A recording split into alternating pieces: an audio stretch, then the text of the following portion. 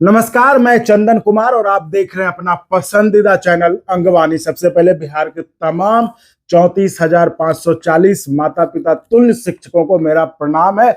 और मेरे साथ अभी वो गेस्ट हैं जिन्होंने कि आपको जीवन दान दिया दिल्ली के, यानी कि दिल्ली का देश के सर्वोच्च अदालत सुप्रीम कोर्ट में, जहां आपके केस पर सुनवाई चल रही थी। एक तो इतने दिन तक केस लटका रहा, लेकिन जब हमने आपने सबने मिलकर थोड़ा सा ये किया तो केस की सुनवाई शुरू हुई। तो जो 29 अप्रैल की जो सुनवाई थी, जिसके बारे में हमने आपको विस्तार से बताया था कि कैसे जो है दोनों वकील साहब ने आपके केस को बचा लिया, तो हम उनसे जानेंगे। हमारे साथ मनोज स्वरूप सर हैं, जो कि सुप्रीम कोर्ट के सीनियर एडवोकेट हैं। सर, बहुत स्वागत है आपका। थैंक यू सर, हम आपसे यही जानेंगे ताकि हमारे जो शिक्षक हैं वो समझ पाए कि आखिर उस दिन हुआ क्या था सर।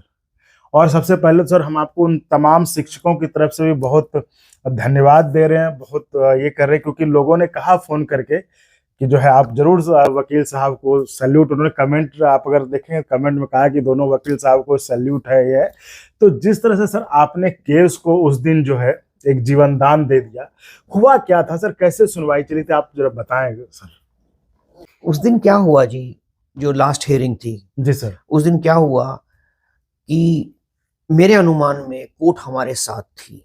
आपने देखा होगा कि दोनों जजेस जो थे वो हमारी बात सुन रहे थे और हम उनको इन्हीं डेवलपमेंट्स के साथ ले जा रहे थे कि हम तो पिछले 20 साल से वेटिंग है। हम तो 2003 से वेटिंग है। सरकार ने ही जो है डिले करा है, ये कन्वे करना था हमें बात जी। सेंट्रल बात जो हमें कन्वे करनी थी ये सारी बातों को कह के, चंदन जी, वो ये थी कि हमारी कोई गलती नहीं है, असिस्टेंट टीचर्स की कोई गलती नहीं है। हम तो 2003 और 2003 से पहले के वेटिंग हैं। हम ये कोई नहीं कह रहा है हम एलिजिबल नहीं है, हम वेटिंग हैं। सुप्रीम कोर्ट, हाई कोर्ट की डायरेक्शंस हैं, कंटेम्प्ट के ऑर्डर्स हैं। उसके बावजूद 2010 में इन्होंने फिर एडवर्टाइज करा और फिर रूल्स लाए। वही एक्सरसाइज 2003 की जो सुप्रीम कोर्ट नकार चुका है इन्हीं अपॉइंटमेंट्स के लिए कि जी प्लीज अपॉइंटमेंट करिए, आप अपॉइंटमेंट करने पे ध्यान दीजिए, ना कि एडवर्टाइजमेंट करने में और नए नए रूल्स बनाने में। तभी 2003-2004 में वो अपॉइंटमेंट और वो रूल्स स्ट्राइक डाउन हुए थे। अब लास्ट हियरिंग पे क्या हुआ, ये बात कन्वे करनी थी कोर्ट को कि हम तो वेटिंग है और सरकार जो है वो डिले कर रही है। मतलब एक चीज ये था साहब कि आपकी सारी कोशिश जो थी उसमें ये थी उनको जज साहब को बताने की कि ये जो भी डिले हुआ है ये सरकार के अपने प्रोसीजरल डिले है या जो भी डिले है, हमारा उसमें कोई फॉल्ट नहीं। सरकार का डिले है। हाँ। जो हमें इन्होंने 2012 में अपॉइंट करा और अब ये गिनना चाहते हैं कि हम 2010, हाईकोर्ट ने भी यही कहा है हमको नकारते हुए कि ये आप तो 2010 एडवर्टाइजमेंट के बाद अपॉइंट हुए हो, तो 2010 के रूल्स आपको लागू होंगे। तो हाईकोर्ट ने, हम यही कहना चाहते थे सुप्रीम कोर्ट से कि हमें 2010 का एप्लीकेंट ना माना जाए, हम है ही नहीं 2010 के। वो जो करीबन 10 मिनट आपने जो वहां पे बोला, जो अपना सबमिशन दिया, मुझे लगता है उसमें आपने ये सारी बातें की। सिर्फ एक ही बात है चंदन जी कन्वे करने की इसमें। हाँ। अगर आप मुझसे पूछें कि एक लाइन में बताइए तो वो एक लाइन ये है, कन्वे ये करना है कोर्ट को कि हम 2010 के एप्लीकेंट नहीं हैं, हम तो 2003 के एप्लीकेंट हैं। तो हमें ना 2010 का रूल अप्लाई करेगा, ना 2005 का रूल अप्लाई करेगा। ये सेंट्रल चीज है। अगर ये चली गई बात तो ये तो आपकी बात से जज साहब, तो मुझे लग रहा है जो एक वहां पे एक आदमी समझ सकता है सर, मुझे भी ये लगा कि जज साहब आपकी बात से तो संतुष्ट थे। वो कह रहे थे आपको कि हाँ ठीक। दो इंडिकेशंस और थे चंदन जी, उसके अंदर दो इंडिकेशंस और भी थे।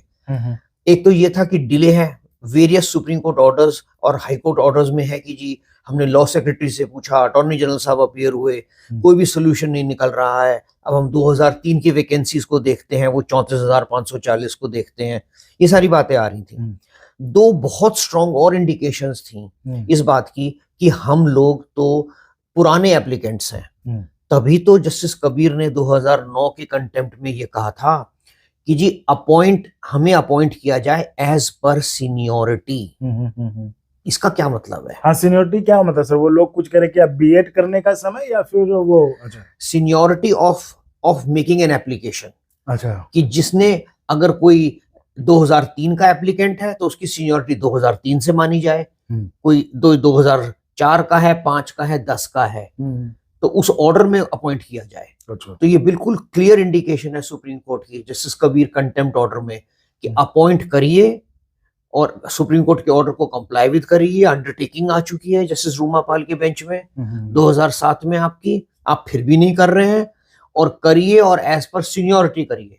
एक और इंडिकेशन देखिए, तो ये सारी इंडिकेशंस आपने उसमें बताए, सबमिशन में बताए? ये जो ओरल सबमिशन थी हमारी, हाँ, जो आपने करीबन 9 से 10 मिनट बोला, उसमें एक ही दो चीजें, 3-4 चीजें ही कन्वे करनी थी। वन, कि डिले किसका है, सरकार का। अगर वो टाइमली कर देते अपॉइंट तो हम 2003 में, और उससे 2003 में ही अपॉइंट हो जाते जी। तो ना तो 2005 होता, ना 2010 होता, ना 12 होता, ना 12 होता, वो रूल्स आते ही नहीं जी। बिल्कुल।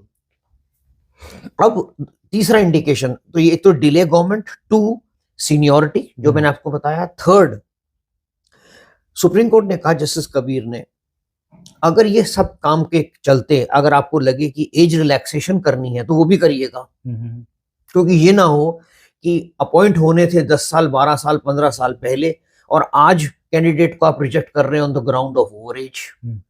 तो क्लियरली वो ओल्ड कैंडिडेट्स के लिए बात कर रहे थे, और उसमें एक्सप्रेशन आता है जस्टिस कबीर के ऑर्डर में, और सुप्रीम कोर्ट के फर्दर क्लैरिफिकेशन ऑर्डर में 2010 के, justice Kabir 2009, further clarification by justice Kabir 2010, कि those candidates who have been waiting and those who have been waiting at the relevant time, इसका क्या मतलब है? वो स्पष्ट हमारे लिए बात कर रहे थे, और ये कह रहे थे कि हम 2003 के कैंडिडेट्स हैं, हम 2010 के नहीं हैं। अच्छा। और 2010 का क्लैरिफिकेशन के बाद इन्होंने एडवर्टाइजमेंट निकाल दिया फिर दोबारा, वही चीज जो इनको मना करी गई थी 2003 में, फिर एक न्यू रूल्स निकाल दिए। आपको तो, बल्कि खास तौर पे आपको इस बात में इंटरेस्ट होगा कि अब हम हाईकोर्ट गए क्यों, क्योंकि हमें 2012 में तो अपॉइंटमेंट मिल गई। नहीं, हमको सर अभी इंटरेस्ट है इस चीज में, उसके बाद हम जाएंगे, इसको प्रोसेस फेज वाइज जाएंगे सर इसमें, कि 29 को जो सुनवाई थी, आपने 10 मिनट में जो भी अपने सबमिशन में, ओरल सबमिशन में सब कुछ समझाया, जो कि हम भी थे, हम भी देख रहे थे, समझ गए थे कि आपने बताया, और मुझे लगा कि जज साहब आपकी बातों से संतुष्ट भी थे, और उन्होंने कहा भी। उसके बाद जो प्रक्रिया, उसमें उन्होंने कहा कि अपॉइंटमेंट लेटर कहाँ है, बताते हैं, उसका क्या संदर्भ है वो हम बताते हैं आपसे शेयर करते हैं। जब ये सारा नैरेटिव आ गया कोर्ट के सामने जी, तो हमने कहा एज पर सीनियोरिटी, तो हमें जो जस्टिस कबीर ने कहा है एज पर सीनियोरिटी, और हमें सीनियोरिटी, हमको ओरल इंस्ट्रक्शंस थी, जब डिस्कशन हो रहा था 2 दिन से इस केस में, तैयारी हो रही थी, तो ये क्लियरली बात आई थी कि जो हमें अपॉइंटमेंट मिली है 2010-12 में, तो उसमें हमारे लेटर्स में लिखा हुआ है। ये तैयारी 2 दिन से ही हो रही थी? अच्छा। सुप्रीम कोर्ट में 2 दिन से पहले ही होती है, और वो पर्याप्त समय होता है। अच्छा। बहुत पर्याप्त समय होता है केस को तैयार करने के लिए। अच्छा, ठीक है सर। और लोगों को आश्चर्य होता है इस चीज का, मगर कोई आश्चर्य नहीं है जी। हाँ, वो पर्याप्त हो जाता है। ठीक है सर। अब फिर क्या हुआ सर? तो हमने अपने नैरेटिव में कहा था कोर्ट को कि जी, हमें जो इन्होंने अपॉइंटमेंट दी है 2012 में, वो एज पर सीनियोरिटी दी है। हमारे अपॉइंटमेंट लेटर्स में लिखा हुआ है कि 1984, 1987, 2003 ये लिखा हुआ है विद इफेक्ट फ्रॉम। तो कोर्ट ने कहा बिल्कुल ठीक है ये बात, तो दिखाइए वो कहाँ है। अच्छा, दिखाइए अपॉइंटमेंट लेटर जिसका नाम क्या है जी। तो वो किसी वजह से, इतने सारे डॉक्यूमेंट्स हैं, इतना सारा लिटिगेशन है 91 से चलता हुआ, वो किसी भी 4 पिटिशंस में नहीं लगी हुई थी। 4 में नहीं लगे थे ना, वो तो जज साहब ने कहा भी सर, नहीं लगी थी वो। हाँ। रह जाती हैं। तो हमने कहा कि अब इतने सारे डॉक्यूमेंट्स लगे हैं, वो रह गई। हमने कहा हमारे पास नहीं है, तो सरकार से भी पूछा कि आपके पास है क्या, तो सरकार के पास भी नहीं था डॉक्यूमेंट। तो सरकार देती ही क्यों? सरकार तो कहती है कि भाई ठीक है। तो सर आपने कहा कि हमने मांगा था। हाँ, जब डिस्कशन हो रहा था, हाँ, तो जब ये बात आई, तो वो आपके पॉइंट को बहुत आगे ले जाता है ना वो, कि जब 2012 में आपने अपॉइंट करा, सरकार ने ही हमें अपॉइंट करा 2012 में, तो हमें सीनियोरिटी दे रहे हो बैक डेट से, दैट मींस क्लियरली हम उस दिन के कैंडिडेट हैं जी। और फिर आप एक तरफ तो आप हमें सीनियरिटी दे रहे हैं और दूसरी तरफ आप कह रहे हैं कि आप 2010 के एप्लीकेंट हैं। तो हमारी बात बहुत आगे बढ़ रही थी, उससे हमें मजबूती मिल रही थी जी। तो कोर्ट ने कहा वो दिखाइए अपॉइंटमेंट लेटर दिखाइए आपका जो 2012 का है। हाँ। तो हमने कहा कि हमें एक मौका दिया जाए कि नहीं, लेकिन अपॉइंटमेंट लेटर तो होना चाहिए था। नहीं सर, अपॉइंटमेंट लेटर होना चाहिए था, मगर तो रह जाती हैं बातें कभी कभी। नहीं तो सर आपने कहा कि हमने मांगा था, आज मांगा था, कब मांगा था सर आपने? डिस्कशन जब हुआ, मतलब कितने दिन? जब तैयारी, मैंने बताया ना 2 दिन से तैयारी हुई, यानी कि आप 2 दिन पहले यानी कि मांग चुके थे ना? एक दिन पहले जब डिस्कशन हुआ तब, हाँ। और उस दिन जब सुबह से तैयारी हो रही थी तब। तो ये बात तो आती है कि जी वो अपॉइंटमेंट लेटर, यानी कि आप 2 दिन पहले अपॉइंटमेंट लेटर मांग चुके थे ना? तो दो क्या बोले लोग, नहीं दिए? था नहीं उनके पास, अपॉइंटमेंट लेटर नहीं था। यही कहा कि नहीं था। तो ये तो मतलब बड़ा, चूंकि आप तो सर इतने सीनियर वकील हैं, सुप्रीम कोर्ट के सीनियर एडवोकेट है, मतलब मुझे जो शिक्षक भी कहते हैं मुझे लगता है 2 चीज होनी चाहिए थी, एक वो अपॉइंटमेंट लेटर और जो विज्ञापन, क्योंकि जज साहब खुद ही कह रहे थे कि भाई केस आपका बिल्कुल बेसिस यही है। और वो नहीं, विज्ञापन की तो बात ही नहीं हुई। हाँ, विज्ञापन तो आ गया था, तो था विज्ञापन, मगर वो लेटर होना चाहिए था। वो ये आप भी मानते कि हाँ ये होना चाहिए? बिल्कुल होना चाहिए था। और इसको लेकर आपने मांगा भी था, मतलब इसको 2 दिन पहले भी आपने मांगा था? कहा था कि ये दीजिए। और वो एक दौर, एक समय सुनवाई में सर ऐसा आ गया था, मुझे मतलब ये लग रहा है अगर कि उस दिन अपॉइंटमेंट लेटर हमारे पास होता तो उस दिन जो रुख था वो आपने भी देखा, वो फेवरेबल रुख था। वो तो ओपीएस था, वो तो मैं देख रहा था, जज साहब कह रहे कि दिखाओ, show me the appointment letter. अब वो तो कह रहे थे कि लो दिखाओ और लो, ऐसा माहौल लग रहा था। उसका लॉजिक यही था कि सरकार ने अपॉइंटमेंट लेटर दिया है हमें, उसमें लिखा है सीनियरिटी 2012 की लेटर है, उसमें लिखा है फ्रॉम 87 89। एक पक्ष तो ये, और दूसरा सरकार का पक्ष ये कि नहीं जी आप तो 2010 के अपॉइंटी हो। तो सरकार की बात बिल्कुल जम नहीं रही थी। सर आप तो वकील हैं, आप तो हर बार जाते होंगे उनके कोर्ट में। जब मुझे जो लगा, मैं तो देखिए पत्रकार हूं तो उस तरह से नहीं, लेकिन मुझे लगता है जज साहब एकदम बिल्कुल मूड में थे, नहीं कि दिखाओ और लो। तो यानी कि ऐसे सीन बन रहे थे कि अगर वो रहता तो शायद हमको उस दिन ओपीएस मिल जाता, या आपको भी ऐसा लगा क्या? मुझे तो लग रहा था, बिल्कुल लगा, क्योंकि आप तो बेहतर बता सकते हैं, आप वकील के और जज साहब के बॉडी लैंग्वेज है। जो भी कोई, अगर कोई वीसी से भी देख रहे होंगे, मेरे को लगता है उनको यही असेसमेंट होगी कि हियरिंग बहुत ठीक जा रही थी हमारे लिए। मतलब उस दिन अगर ऐसा कुछ हो जाता है अपॉइंटमेंट ले, तो एक दौर भी आया जब आप थोड़ा सा मतलब रुआंसे होके थोड़ा सा आपने कहा जज साहब को कि ये लोग, जो जज साहब ने जब कह दिया डिसमिस, आपने थोड़ा सा ये कहा कि जो है sir they have been struggling suffering है। तो मुझे लगता है कि वो जो आपने जो भी आप कहिए प्रेजेंस ऑफ माइंड या फिर जो भी होगा, जरूरी था चंदन जी, वो जरूरी था। कोर्ट देखिए, कोर्ट को क्या लगता है, हमें कोर्ट का पक्ष भी देखना चाहिए, और सबसे पहले देखना चाहिए कोर्ट को क्या लगता है कि जी 10 मिनट का कोर्ट का टाइम लग गया, और ये बैच मैटर था, ये फिनिश हो सकता था, 4 लाइनें तो लिखवानी थी उसके बाद। हाँ, तो सीधा तो वही करो। मैं खुद एक आउटसाइडर हूँ कि मैं देख रहा था क्या लिखवाना था कोर्ट को, ये लिखवाना था कि these applicants have been waiting since 2003, they are an applicants despite orders of the Supreme Court and the High Court. Government has been delaying, no fault of theirs. Even Supreme Court has said कि seniority should be granted from a back, they should be appointed as per seniority, and this should be done as a one-time measure. Special selection करिए। जब ये सारी बातें करके age relaxation दीजिए इनको, तो जब ये सब बातें हो गई हैं तो उसके बाद इनको अब ये कहना कि जी नहीं, इनको पेंशन जो है, अपॉइंटमेंट तो मिल गई, बाकी सर्विस कंडीशन सारी मिल गई एज प्रीवियसली अपॉइंटेड एम्प्लॉइज, मगर पेंशन जो है वो ओल्ड पेंशन नहीं मिलेगी। हमने कोर्ट को कहा कि अगर ये पेंशन जो अब मिल रही है, ये चार्ट देखिए, इसमें तो 100 रुपए, 200 रुपए, 500 रुपए पेंशन मिलेगी। तो राइट ऑफ आर्टिकल 21 का क्या मतलब हुआ? जो लोग वेट कर रहे हैं 91 से 2003 से 20-20 साल से वेट कर रहे हैं, उनको पेंशन 100 रुपए देके हम घर भेजेंगे? बिल्कुल नहीं, ये तो भी सर मिल रहा है लोगों को। तो देखिए, ये जो एक चीज जो मैंने आपको लाइव में भी बताया था कि उस जो माहौल था कोर्ट का ना, हियरिंग का, जो जज साहब थे एकदम फुल मूड में थे जज साहब, उन्होंने जो वकील सर है, सर ने कहा जब 10 मिनट में ओरल सबमिशन दिया, उन्होंने सारी चीजें बताई कि क्यों हमारा केस जो है वैलिड है। तो उस पर जज साहब ने कहा कि ठीक है वैलिड है तो आप जो है अपॉइंटमेंट लेटर दिखाइए। वो जो सर ने आपको बताया कि जब इनके प्रिपरेशन जो इनकी टीम बैठती है, उन्होंने मांगा भी था 2 दिन पहले, वो उस पर जो भी है यानी कि नहीं था वो। तो जज साहब मतलब जो मैं कहता हूँ, सर भी कह रहे हैं हाँ माहौल इस तरह था, चूंकि सर बेहतर इसलिए बता सकते हैं क्योंकि इनका तो रोज का जाना होता है किसी सुनवाई में, जज साहब के बॉडी लैंग्वेज को बेहतर हमसे समझते हैं। लेकिन हमें भी लग रहा था कि जज साहब पूरे मूड में है, अगर उस दिन ये होता तो ऑर्डर पास था, मतलब सर की ये थी। तो सर ये बताइए, अब तो ये हो गया, लेकिन ये तो आप कह रहे कि जो है अगर उस दिन ये होता तो एकदम पूरा फेवरेबल जा रहा था, जज साहब हो सकता था अच्छा ऑर्डर भी आपको दे सकते थे। चलिए ये तो हो गया, अब आगे आप इस केस को कैसे देखते हैं? ये तो चलिए अब जो अगली सुनवाई जो आपने 6 का ले लिया है डेट, तब आप इसको कैसे देखते हैं आगे?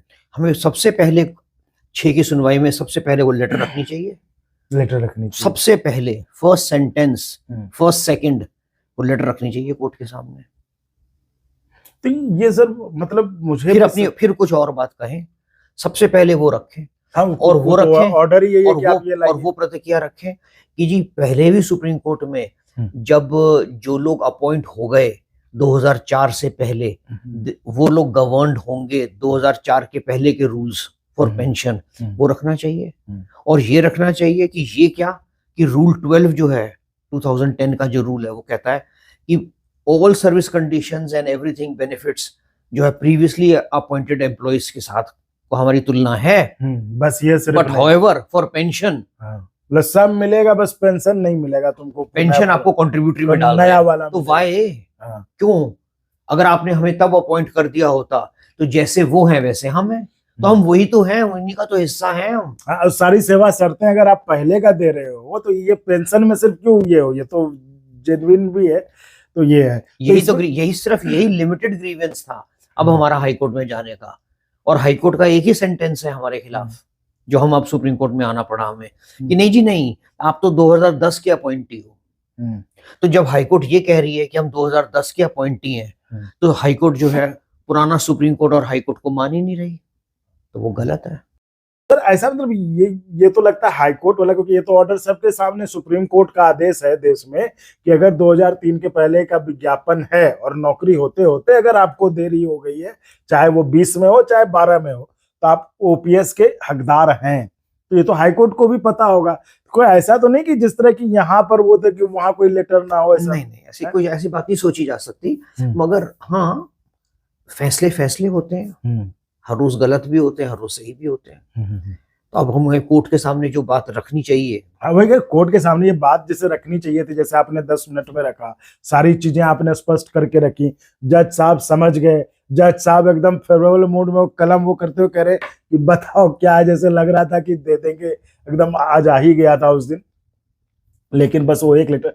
तो सर अब तो मतलब क्या लग रहा है कि इस केस में आपको संभावनाएं क्या दिखती हैं? क्या आई थिंक अच्छा चांस है हमारा, अच्छा चांस है। अगर हम इस तरह की गलतियां ना करें जो गलतियां हुई और हम अपना सब कुछ सही ढंग से चीजों को रखें, तो केस हमारे फेवर में मतलब है। इसमें गलती कुछ नहीं है, इसके अंदर रह जाती हैं चीजें, संभालनी होती हैं। अब उसको एक चीज, अब सर ये केस आदमी इतने सालों से लड़ रहे हैं, हम इस पे किसी पे कुछ कह नहीं रहे, लेकिन आप शायद इस पे नहीं कमेंट करेंगे क्योंकि एज ए लॉयर, ठीक है, लेकिन ये चीज तो बेसिक्स मुझे लगती हैं। अब हमें अब जो ट्यूसडे की हियरिंग आ रही है उसके अंदर हमें रखनी चाहिए ये बातें, और ये नहीं मानना चाहिए कि हियरिंग कंक्लूड हो गई है, बिल्कुल नहीं मानना चाहिए। अच्छा, हाँ, ये सारी बातें हमें कोर्ट के सामने रखनी है। अभी अब ये अपेक्षा करिए कि उन्होंने भी देख लिया है कि कोर्ट का मूड क्या है सरकार ने, तो उधर की तरफ से भी रिप्रेजेंटेशन आएगी, फिर उसका जवाब जाएगा, फिर फैसला आएगा। तो we should put the best foot forward. तो देखिए मनोज सर ने साफ साफ बता दिया कि जिस तरह का माहौल था 29 तारीख को कोर्ट में, जो इनका करीबन 9 से 10 मिनट का ओरल सबमिशन था, जिसमें कि उन्होंने शुरू से लेके अभी तक का जो उन्होंने पूरा बताया कि इस कारण से हम आज आपके सामने माय लॉर्ड खड़े हैं कि हमें न्याय चाहिए था। तो उस पर जो सर भी कह रहे, जो हमने आपको उस दिन लाइव में बताया था कि जो माहौल था कोर्ट का, वो भी कह रहे कि हाँ पूरा सब कुछ फेवरेबल था, जज साहब भी एक तरह से लग रहा था कि हाँ एकदम अच्छे मूड में, और वो कह रहे थे कि लेटर दिखाओ और ले लो, ये लग रहा था ऐसा। बाकी अलग बात है, लेटर आपने कहा कि ये जो था मतलब उस दिन जो था वो लेटर के कारण जो है थोड़ा ये हो गया, और जिसके कारण कि आपको, लेकिन उन सब में एक अच्छी बात ये हुई, सर ने थोड़ा सा वो जो अपना आपको बताया था कि थोड़ा सा वो कहने लगे फिर सभी थोड़ा सा रुआसा तो होता है चेहरा, मतलब इसको क्या कहते हैं सर, साम दाम दंड भेद क्या कहते हैं? क्योंकि वकील हम लोग सिनेमा में देखते रहे सर, नहीं सर ये बड़ी इंटरेस्टिंग चीज, हम लोग पिक्चर्स में देखते हैं कि वकील साहब लोग जो है मतलब कुछ से कुछ कर लेते हैं थोड़ा सा कि हम कुछ टाइम ले ले, बाय कर ले, कुछ ऐसा। ये बिल्कुल वैसा सीन था कि आप रुआसा हो गए एकदम की। कोर्ट भी जो है, हाँ, लॉयर्स और कोर्ट ये सारा ह्यूमन बीइंग मैकेनिज्म है। अब कोर्ट की नाराजगी ये कि भी अब वो लेटर तो होना चाहिए था, तो उसको तो स्वीकार करना ही था ना कि जी हाँ होना चाहिए था। तो वही काम नहीं कि हाँ होना चाहिए था, ये कहने का तो कोई फायदा नहीं है। नहीं, ये तो कहना बनता नहीं है कि नहीं जी नहीं है, लेटर नहीं है तो क्या हुआ, ये नहीं बनती बात। नहीं, लेकिन आपने जिस तरह से कहा इससे तो ये तो सर आपने कह दिया, लेकिन जिस तरह से मुझे लगता है जो गेम चेंजर हुआ वो आपने जो कहा कि सर मतलब वो रुआसे होकर जो थोड़ा आपने कहा कि sir they have been suffering, वो बड़े दिनों सालों से हमने अलग टोन में कहा कि दे हैव बीन सफरिंग। हाँ, तो आपका मुझे लग रहा है मैं भी उससे टच हुआ कि वकील साहब रो देंगे, मुझे तो ये लग गया कि दे हैव बीन सफरिंग। ये कहने का तात्पर्य ये था कि ये डिसमिसल दे डोंट डिजर्व। अगर ये मान लीजिए कि ये चीज रह गई है तो मगर डिसमिसल तो नहीं बनता इसके लिए, सिर्फ ये कहने की चेष्टा थी, उन्होंने मान ली। तो ये देखिए, ये हमने वकील साहब से बात करके आपको ये बात बताने हमने कोर्ट को कहा ना कि your lordships also have mercy jurisdiction. अच्छा, आपने ये भी याद दिलाई है, मर्सी जुरिसडिक्शन। हाँ, वो तो वकील तो सर हर लॉजिक इस्तेमाल करेगा ना कि हमारा केस किसी तरह बच जाए और केस को हम ये करें, हम अपील करें। ये बिल्कुल केस था जो हम लोगों ने सिनेमा में देखते हैं कि मर्सी जुरिसडिक्शन, तो कोर्ट भी हंसती उसके ऊपर कि हाँ ठीक है, alright, will give you a date, will give you a chance. तो देखिए आपके लिए हमने इसलिए सोचा कि उन्हीं वकील सर से आप मिलें, उन्हीं से बात करें कि कैसे जो है उन्होंने एक जीवन दान कही आप कि केस में कैसे जो है होता है ना कि जिस तरह से आपने अभी तक फिल्मों में देखा था कि वकील साहब लोग कैसे बोलते हैं क्या करते हैं, लेकिन उस दिन जिस तरह से केस बचाया उन्होंने, जब जज साहब 2 बार डिसमिस कर चुके थे उसके बाद इन्होंने अपना जो इस्तेमाल किया आवाज थोड़ा डिफरेंट टोन में जिससे कि लोगों को लगे। तो खैर चलिए, अच्छी बात है कि हमें एक जीवन दान मिला है। अगली सुनवाई है 6 मई को। उस दिन जैसा कि सर ने कहा अब ये देखिए चंदन जी, सुप्रीम कोर्ट में वर्क कल्चर कितना स्ट्रांग है। 10 मिनट में हमारे जज साहब जो हैं वो 91 की डेवलपमेंट से 2025 तक आ गए। मैं ये तो कह रहा हूँ सर कि इतना कोई मतलब ये समझ में आया कि कोई टीचर है तो चलिए उसको पता है अपना केस, मैं समझूं कि मैं चूंकि इस केस को कवर कर रहा हूं तो मुझे पता है, लेकिन जज साहब तो ना टीचर ना पत्रकार, लेकिन उनको आपने इतना समझाया। मैं ये तो कह रहा हूँ कि मैंने सर कहा भी है, मैं आपकी अभी कैमरे पे मैं कोर्ट के पक्ष में, कोर्ट के लिए कहना चाहता हूं सर, मैं आपके लिए कह रहा हूँ, आप सुनिए इसको, ये तारीफ नहीं कर रहा हूँ आपकी। आपने जिस तरह से 10 मिनट में उनको समझाया तो क्रेडिट तो आपको जाता है ना सर, कि आपने जो समझाया जज साहब के दिमाग में बिल्कुल वो क्लियर होगी लाइन। हमारे जज साहब जो है ना सुप्रीम कोर्ट में, मैं आपसे जरूर कहना चाहूंगा ये extremely hard working. Supreme court में जो काम होता है बहुत ही ज्यादा, ये बिल्कुल डेडिकेशन का काम है बिल्कुल। और वो लेकिन इस चीज पे तो मैं ये कहूंगा सर, उस दिन जिस तरह से आपने 10 मिनट में कंसाइज होके पॉइंट टू पॉइंट बात की और ये एकदम साफ लग रहा था कि जज साहब को क्लियर है कि भैया ये है तो दिखाओ अपॉइंटमेंट लेटर और लो, ये तो साफ। और सारी डेवलपमेंट्स उनको जो हमने 2 पेज हैंडओवर किए थे ना। जी आपने कहा था क्या जो 2 पेज का। जी हाँ, तो 2 पेज इसलिए थे कि अगर वो डिक्टेशन करना चाहें तो सारी डेट्स हैं उसके ऊपर। तो ये उस दिन की कहानी थी जो कि अब तक हमने फिल्मों में देखी थी कि कैसे वकील साहब जो केस को बचाने के लिए अपने क्लाइंट्स को इंटरेस्ट को प्रोटेक्ट करने के लिए मतलब क्या क्या करते। तो उस दिन जब केस लग रहा था जज साहब नाराज थे, वो अपनी नाराजगी जाहिर कर रहे थे, डिसमिस कर रहे थे, 2 बार कह चुके थे।